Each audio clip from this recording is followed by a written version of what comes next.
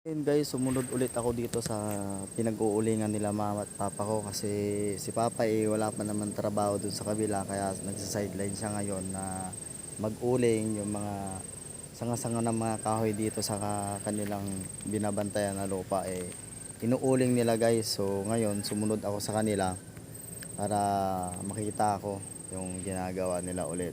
So ngayon guys samahan niya ako para tignan natin. So ayun guys, let's go.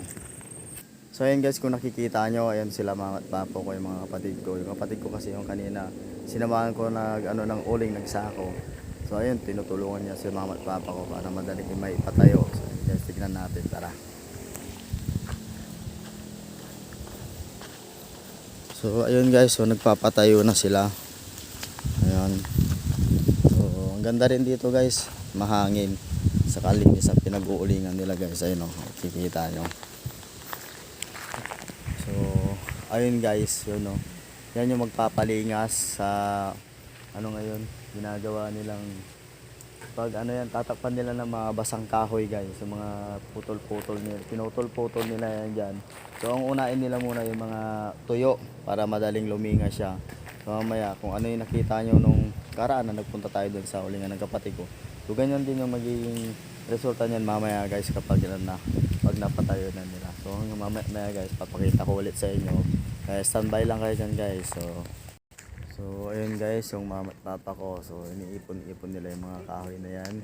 Si mamaya guys, ilalagay nila yan dito sa ginagawa ng kapatid ko, pinapatay yan. Sa ayun makikita nyo kanina guys, yung mga ano pa, mga to yung kahoy ngayon, ilalagay niya na ng mga basa-basa. So ayun yung magpapalingas mamaya guys. So nakikita nyo yan guys, ganyan yan. Yan, paggagawa niyan guys. Makikita nyo guys, ito yung mga ginagawa ng patungan ng mga halaman. Yung mga, kasi ang titigas na nito guys, so tingnan nyo ha.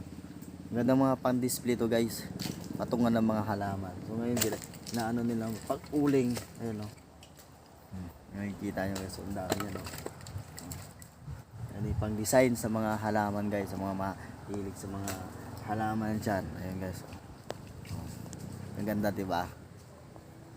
So ayun guys, so papa ko, mga mama ko guys. So, ito yung mga ibang iaano nila yan oh. Nakikita nyo yan, yan. Inukay nila yan sa mga lupa kasi mga tuyong kahoy na yan. So ngayon, pwede pang iuling yan guys. So ayun. Ganda dito guys oh. So ayun na guys oh. Napatayo na nila.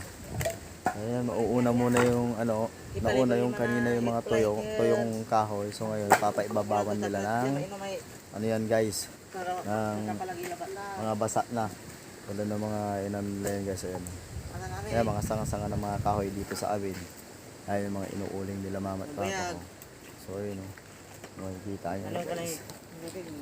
Ayun guys, ano, kahit ganito na yung pinag-uulingan nila, sobrang linis yan guys. So, diba? Ganyan yan sila guys.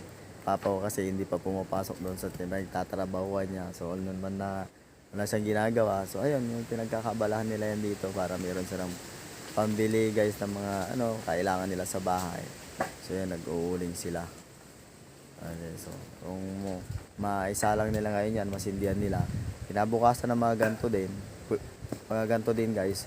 So pwede nang yan ilagay sa sako yan guys. So mga kinabukasan magiging pira na yan.